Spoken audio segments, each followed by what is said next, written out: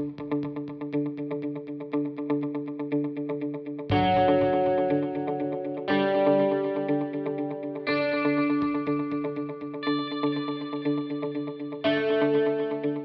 that is an interesting story because I worked briefly in the Ministry of Transportation as Assistant Deputy Minister.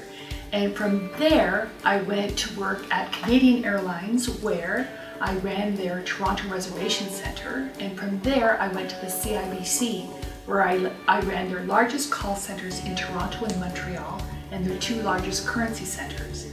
So imagine my surprise when one day I saw an advertisement for VP of customer service at GO Transit, and they wanted someone with a background in transportation, banking, and contact center management.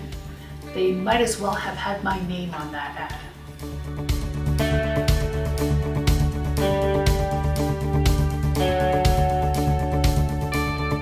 Well, I think that the challenges that women face in transit are a little bit similar to the challenges that women face everywhere. And that is, there is not a skill gap with women, there's a confidence gap. So what I find is when there's a job posting and the job posting asks for A to Z, a woman will look at that ad and say, I only have A to T, I better not apply. But a man will say, I have A and B, I'm going for it. So I think that it's not a skill gap, it's a confidence gap, and I think that women need to move out of their comfort zone and into their growth zone.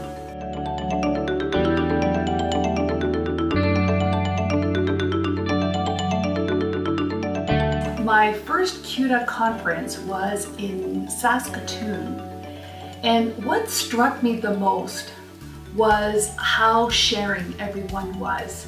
I had come from the airline and banking world where people were ferociously competitive and you did not share information. And in stark contrast, the transit industry is so open and so sharing. And so I found myself learning both from large systems that were like GO Transit, but also from smaller systems.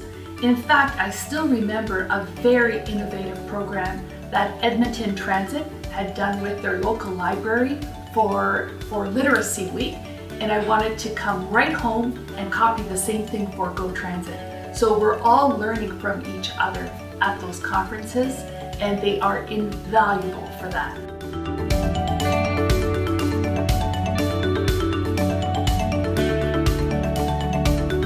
I find that it is a very welcoming room in terms of a speaker, and it's why I would encourage women who are out there who are thinking of attending, thinking of submitting an abstract, to just do it, because you will find that it is not a judgmental room, it's not a cold room. If anything, it is very, very welcoming, and you will find kindred spirits there, people who are also tackling the same problems as you.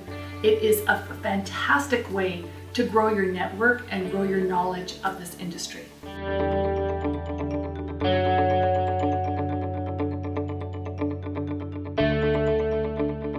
I would say that over the years, I have probably spoken 8 or 9 times at a CUTA conference. And each time it's because we solved a big problem here at Metrolinx, and there was an opportunity to share that problem with others and to talk about how we solved that situation, but also to invite input about how other people would have improved on that solution. So there are amazing minds at the CUTA conferences, and again, just unique chances for learning.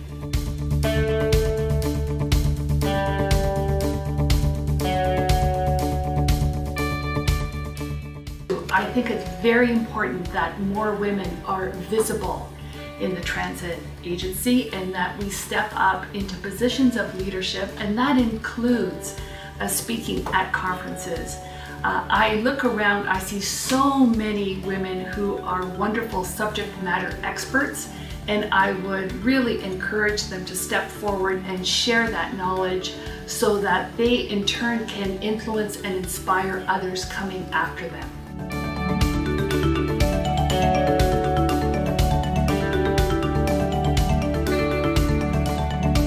I would say that it was my first boss, a man, who actually encouraged me to attend CUTA, and some of my best mentors have been men.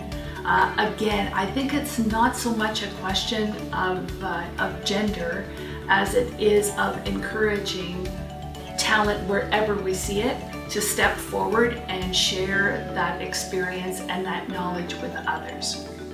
I look forward to seeing everybody at the wonderful CUTA conference that YRT is going to be hosting this fall.